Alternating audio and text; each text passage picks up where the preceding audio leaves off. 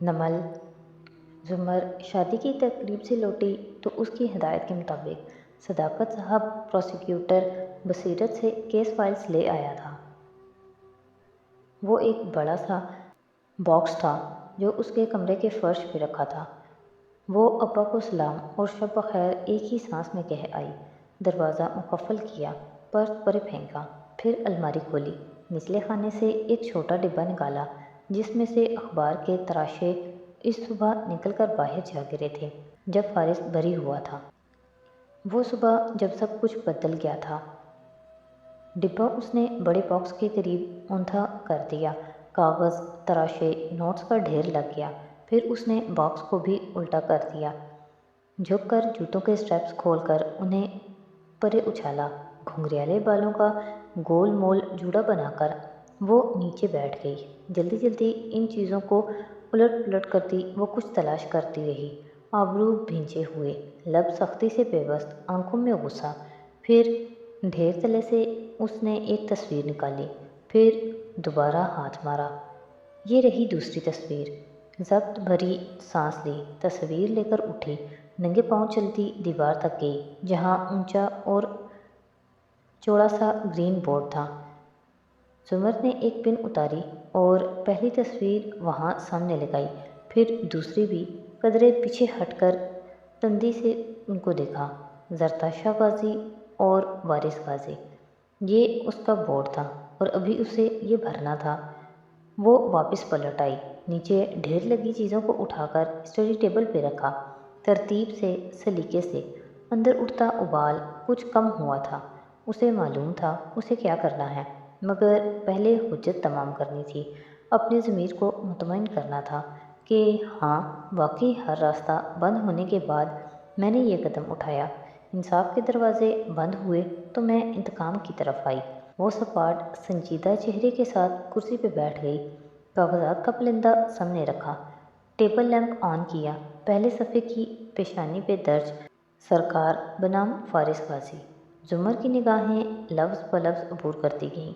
کھڑکی کے باہر رات گہری تھی اور ہر گزرتا پل اس کو مزید اندھیرا کرتا جا رہا تھا، یہاں تک کہ وہ تاریکی کی انتہا کو پہنچ گئی، اتنی سیاہ کہ جیسے ساری روشنیاں دم توڑ گئی ہوں۔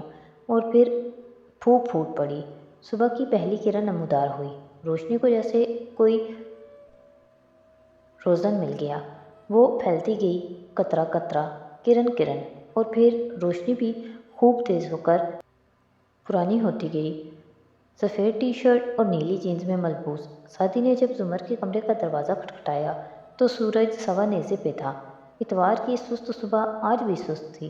اس کو پچھلے اتوار کی صبح یاد آئی جب زمر اس کے ریسٹورانٹ آئی تھی اور اس سے گردے کے بارے میں سوال کیا تھا۔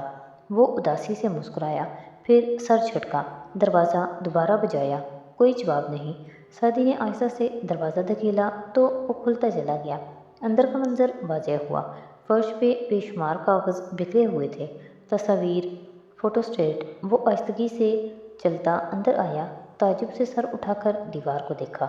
بورڈ بھرا ہوا تھا، اوپر وارث اور زرتشا کی تصویر اور ان کے آگے پیچھے اوپر نیچے بے شمار تراشے کاغذات اور سٹکی نوٹس چسپاں تھے۔ سرکار بنام فارس غازی سے متعلقہ شہادتیں، ثبوت، نہ تمام جوابات، نہ کافی گواہیاں، سب وہاں مختصراً سجا تھا۔ سعدی نے گردن موڑ کر اسٹڈی ٹیبل کی طرف دیکھا، وہاں بھی فائلز بکھری تھیں۔ وہ ایک کھلی فائل پہ سر رکھے سو رہی تھی، آنکھیں بند، ناک کی لونگ چمکتی ہوئی، اور ڈھیلا جوڑا کھل کر بکھر چکا تھا۔ وہ ہلکا سا مسکرایا، پھر قریب آیا، میز کے کنارے ہاتھ رکھ کر جھکا۔ پھوپھو، سعدی نے نرمی سے اس کے سر پہ ہاتھ رکھا، آپ کی طبیعت ٹھیک ہے؟ میں آپ کا سر دبا دوں؟ کہہ کر سر اٹھانے لگی تو وہ سیدھا ہو گیا۔ بند آنکھوں سے چہرے سے بال ہٹاتی سیدھی ہو بیٹھی، لٹیں کان کے پیچھے اڑسیں، آنکھوں کو پوروں سے مسلا، پھر چہرہ موڑ کر گلابی خوابیدہ آنکھوں سے اسے دیکھا، ہلکا سا مسکرائی۔ تم کب آئے؟ ابھی۔ مجھے رات کو لگا تھا آپ ٹھیک نہیں ہیں، آپ کچھ پریشان لگ رہی تھیں۔ ذہن کے پردے پر جواہرات سے بات کرتی زمر ابھری، پھر ایک فکر مند نگاہ بکھرے کاغذوں پر ڈالی۔ آپ کیا کر رہی ہیں زمر؟ اوہ یہ، اس نے ادھر ادھر دیکھا۔ یہ پروسیکیوٹر بصیرت نے بھجوائے ہیں۔ وہ کسل مندی سے اٹھی اور چیزیں سست روی سے سمیٹنے لگی۔ 1.5 سال پہلے میں بھی یہی کر رہا تھا، مگر آپ کو یہاں کچھ بھی نہیں ملے گا۔ تم ٹھیک کہہ رہے ہو۔ خلاف توقع سمر سنجیدگی سے اسے دیکھ کر کہہ رہی تھی۔ سعدی ایک دم چپ سا ہو کر اس کو دیکھنے لگا۔ واقعی یہ کیس مردہ ہے۔ کوئی بھی چیز یہ ثابت نہیں کرتی کہ فارس گلٹی ہے۔ وہ اب فائل پہ صفحے ترتیب سے لگا رہی تھی، سوائے آپ کی گواہی کے۔ مطلب؟ وہ احتیاط سے ایک ایک لفظ کہہ رہا تھا۔ مطلب جو آپ نے کورٹ میں کہا، یعنی کہ فائرنگ سے پہلے فارس غازی کے نمبر سے فارس غازی کی آواز میں آپ کو کال کی گئی تھی، اور تم نے زمر پرسکون ٹھنڈی نگاہوں سے اس کا چہرہ دیکھا، اپنے وکیل کے ذریعے کورٹ میں یہ ثابت کر دیا کہ وہ کال جعلی تھی۔ کوئی سافٹ ویئر یوز کر کے فارس سے مشابہ آواز بنائی گئی تھی۔ جی، کیونکہ وہ جعلی تھی اور اسی لیے جج نے ماموں کو رہا کر دیا۔ ساتھی، تم ٹھیک کہہ رہے ہو۔ زمر نے سمجھنے والے انداز میں اثبات میں سر ہلایا۔ ہو سکتا ہے مجھے واقعی سیٹ اپ کیا گیا ہو، وہ سب جھوٹ ہو، میری غلط گواہی کی وجہ سے۔ فارس نام لینا بھی اذیت ناک تھا، نے 4 سال جیل میں کاٹے۔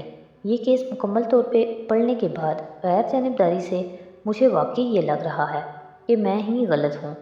مجھے پتہ نہیں، مگر میرا نہیں خیال کہ اب میرے پاس کوئی وجہ باقی رہ گئی ہے تمہارے ماموں کو مورد الزام ٹھہرانے کی۔ اس لیے گو کہ میرا دل پوری طرح صاف نہیں ہوا، مگر میں اپنے الزامات سے پیچھے ہٹتی ہوں، سنجیدگی سے کہتی وہ اب فٹافٹ کمرے کی چیزیں اپنی اپنی جگہ پہ واپس لا رہی تھی۔ اگر میں غلط ہوں اور تم سب ٹھیک ہو، اور شاید ایسا ہی ہو، تو میں ہار مانتی ہوں۔ میں یہ نہیں چاہتا کہ آپ ہار مانیں۔ اس کو دیکھ کر دکھ ہوا۔ گڈ، پھر تم مجھے ایک بات بتاؤ، فارس نے جو مجھے کال کی تھی، جو تمہارے بقول جعلی آواز تھی، واٹ ایور، اس کی ریکارڈنگ تمہیں کہاں سے ملی تھی؟ ریکارڈنگ؟ صدی کے حلق میں کچھ پھنسا۔ 1.5 سال پہلے تمہارے وکیل نے وہ ریکارڈنگ عدالت میں پیش کی تھی، اور تمہارے ایکسپرٹ گواہ نے یہ ثابت کیا تھا کہ اس آواز کا وائس پرنٹ فارس کی آواز کے وائس پرنٹ سے مختلف ہے، اور اس ریکارڈنگ کا سورس تم لوگوں نے کبھی ظاہر نہیں کیا تھا۔ کہ تم مجھے بتاؤ گے وہ تمہیں کہاں سے ملی؟ اس کی سنجیدہ بھوری آنکھیں سعدی پہ جمی تھیں۔ سعدی نے اس کو دیکھتے ہوئے لب کھولے، پھر بند کیے، ذرا سا سوچا، پھر ٹھہر ٹھہر کر بولا، میں جواب دینے سے انکار کرتا ہوں، اس بنیاد پہ کہ میرا جواب مجھے مرتکب مجرم ظاہر کر سکتا ہے۔ قانونی شہادت آرٹیکل 15 کے تحت تمہیں یہ استثناء حاصل نہیں ہے، کیونکہ ایسے جواب یہ تمہارے خلاف کارروائی کی جا سکتی ہے۔ چونکہ ہم کورٹ میں نہیں ہیں، اس لیے میں جواب نہ دینے کا حق رکھتا ہوں۔ اوکے، زمر گہری سانس لے کر مسکرائی، سر کو خم دیا اور باہر آ کر صداقت کو چائے کے لیے آواز دی۔ سعدی الجھا ہوا کھڑا رہا، پھر پلٹ کر اسے دیکھا۔ کہ آپ فارس غازی کو بے گناہ کہہ رہی ہیں؟ میں یہ کہہ رہی ہوں کہ میں دوبارہ اس پہ الزام نہیں لگاؤں گی، وہ مطمئن سی کہتی راہداری میں چلتی گئی۔ سعدی نے نظریں موڑ کر بورڈ کو دیکھا، جو مختلف کاغذات سے بھرا تھا۔ زمر نے کیس پڑھا، شہادتیں، ثبوت، وہ سب دیکھا جس سے وہ ہمیشہ منہ پھیر کر چلی جاتی تھی، اور اسے یقین آ گیا کہ فارس بے گناہ ہے۔ سیدھی سی بات تھی، اسے تو خوش ہونا چاہیے تھا، مگر پزل کا کون سا ٹکڑا غائب تھا؟ سادہ سی بات میں چھپی کون سی پیچیدگی اسے الجھا رہی تھی؟ سعدی نے کئی سال اس لمحے کا انتظار کیا تھا جب پھپھو تسلیم کر لیں کہ فارس بے گناہ تھا۔ وہ لمحہ آیا اور گزر گیا، مگر وہ مطمئن کیوں نہیں تھا؟ کیا اس لیے کہ وہ کئی سال پہلے والا معصوم سعدی نہیں تھا، اور آج کے سعدی کا دماغ اسے بتا رہا تھا کہ زمر اتنی آسانی سے مڑنے والی ٹہنی نہیں تھی؟ پھر وہ خود سے الجھتا باہر آ گیا۔ ابھی اسے ایک جگہ اور بھی جانا تھا۔ کاردار قصر پہ وہ اتوار معمول کی چستی اور گہما گہمی کے ساتھ طلوع ہوئی تھی۔ سعدی نے نیچے 4 دیواری پہ ہارن دیا۔ اسے دیکھ کر کاردار کے دروازہ کھول دیا گیا۔ کار مخصوص چیک پوائنٹ سے گزر کر آگے آئی، ڈھلان عبور کی، اور وہ رہا سامنے اونچا محل، اور اس کے عقب میں چھوٹی سی انیکسی۔ وہ کار اس روش پہ آگے لے گیا جو اونچے نیچے سبزے کے درمیان سے گزر کر انیکسی تک جاتی تھی۔ دفعتاً اس نے رفتار آہستہ کر دی۔ ہاشم کی عقبی بالکنی کا منظر سامنے آیا۔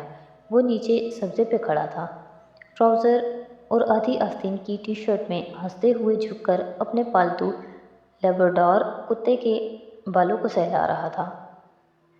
ساتھ بے اختیار ہنستی پرجوش سی سونیا کھڑی تھی۔ وہ دونوں مدھم آواز میں باتیں کرتے ہنستے جا رہے تھے۔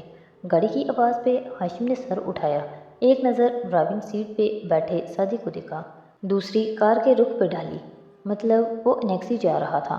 پھر مسکرا کر سیدھا ہوا، ہلکا سا ہاتھ ہلایا۔ سعدی جواب میں بنا مسکرائے دایاں ہاتھ اٹھایا، پیشانی کے قریب لے جا کر سر کو خم دیا۔ خاموش سلام۔ ادب پہلا کرینہ ہے دشمنی کے کرینوں میں۔ اور کار آگے لے گیا۔ ہاشم سرد سی مسکراہٹ سے اسے دور جاتا دیکھتا رہا، پھر سر جھٹک کر سونیا کی طرف متوجہ ہو گیا جو اسے کہہ رہی تھی۔ سعدی نے کار انیکسی کے قریب کھڑی کی، پیچھے دیکھے بغیر برآمدے میں آیا، بیل دبائی۔ بجلی نہیں تھی، تبھی گھنٹی نہیں بجی۔ اس نے دروازہ کھٹکھٹایا، جواب ندارد۔ اس نے انتظار نہیں کیا، چابی اس کے پاس تھی، فارس نے جیل کے زمانے میں اسے دے رکھی تھی۔ اندر آیا تو گھر خاموش پڑا تھا۔ وہ قدرے حیران سا ایک کمرے سے دوسرے تک گیا۔ باہر فارس کی کار تو کھڑی تھی، پھر ادھر ہوں نیچے فارس کی آواز آئی تو وہ چونکا، پھر گہری سانس لے کر بیسمنٹ کو جاتی سیڑھیوں تک آیا۔ نیچے پورے گھر کے رقبے جتنا بڑا سا کمرہ تھا جس میں بڑے بڑے ستون تھے، ارد گرد کاٹھ کباڑ، پرانا فریزر، گاڑی کا سامان وغیرہ رکھا تھا۔ ایک دیوار پہ خالی ریکس تھے، یہاں کسی زمانے میں فارس کی پستول اور بندوق کی کلیکشن ہوتی تھی۔ جب پولیس نے اسے گرفتار کیا تو سب لے گئی، کچھ بھی واپس نہیں کیا۔ سعدی زینے اترتا تہخانے کے فرش تک آیا، اندر سفید بلب جل رہے تھے، پھر بھی روشنی کم لگتی تھی۔ فارس دیوار سے لگی میز کے آگے کھڑا تھا، سعدی کی طرف پشت تھی، سر جھکا کر منہ میں کچھ چباتا، کچھ کاغذات الٹ پلٹ کر رہا تھا، مگر سعدی نے اسے نہیں دیکھا۔ وہ میز کے پیچھے موجود دیوار کو دیکھتا قدم قدم آگے آیا۔ وہاں کوئی بورڈ وغیرہ نہ تھا، دیوار پہ ہی تصاویر، کاغذات، کٹنگز وغیرہ چسپاں تھیں، اوپر نیچے دائیں بائیں۔ یہ زمر کی دیوار سے زیادہ بھری ہوئی تھی۔ سعدی کے ابرو فکر مندی سے کٹے ہوئے، ذرا خفگی سے رخ پھیر کر اسے دیکھا۔ تو آپ 2 ہفتے سے یہ کر رہے تھے؟ کوئی اعتراض؟ وہ پیالے میں رکھی سونف کے دانے اٹھا کر منہ میں رکھتا موڑے بنا بولا، ابھی تک سعدی کو نہیں دیکھا تھا، مگر آپ کر کیا رہے ہیں؟ وہ اس کے ساتھ آ کھڑا ہوا، آنکھیں سکیڑ کر اس کا داہنا رخ دیکھا، چھوٹے کٹے بال اور سنجیدگی سے سکڑی سنہری زرد آنکھیں جو اب دیوار پہ جمی تھیں۔ جو ساری زندگی کیا ہے، تفتیش۔ وہ سرخ مارکر لے کر دیوار تک گیا، ایک کٹنگ چسپاں کی اور مارکر سے اس پہ نشان لگایا، پھر واپس مڑ کر سعدی کو سنجیدگی سے دیکھا۔ تم کیسے آئے؟